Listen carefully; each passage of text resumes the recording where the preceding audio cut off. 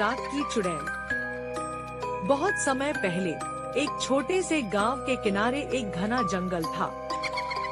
लोग कहते थे कि उस जंगल में एक चुड़ैल रहती थी जो अंधेरी रातों में बाहर निकलती थी और किसी को भी अपने जादू से फंसा लेती थी। गांव के बड़े बुजुर्गों ने हमेशा बच्चों को चेतावनी दी थी कि वे उस जंगल के पास न जाएं, खासकर रात में। लेकिन मोहन नाम का एक लड़का बहुत जिज्ञासु था। उसने चुड़ैल की कहानियां सुनी थी और उन्हें सिर्फ बुजुर्गों की बनाई बातें समझा था। एक दिन उसने ठान लिया कि वह उस चुड़ैल का पता लगाएगा। चांदनी रात थी और मोहन अपने दोस्तों से कहकर अकेला जंगल की ओर निकल पड़ा।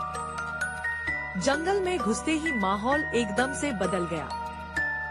हवा ठंडी और भारी हो गई और पेड़ अजीब सी सरसराहट करने लगे। मोहन ने अपनी मशाल जलाई और आगे बढ़ा। कुछ ही देर में उसे एक पुराना टूटा फूटा कुटीर दिखा, जिसे देखकर उसकी धड़कन तेज हो गई। अंदर से हल्की रोशनी आ रही थी। उसने धीरे से कुटीर का दरवाजा खोला।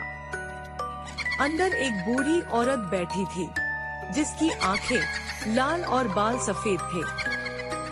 मोहन को देखते ही वह धीमी आवाज में हंसी, आ गए तुम, मेरा इंतजार था। मोहन का दिल जोर जोर से धड़कने लगा। वह समझ चुका था कि यह वही चुड़ैल है। चुड़ैल ने उसे अपनी तरफ बुलाया, लेकिन मोहन ने पीछे हटने की कोशिश की। तभी चुड़ैल ने जादुई मंत्र पढ़ना शुरू कर दिया और मोहन का शरीर जमने लगा।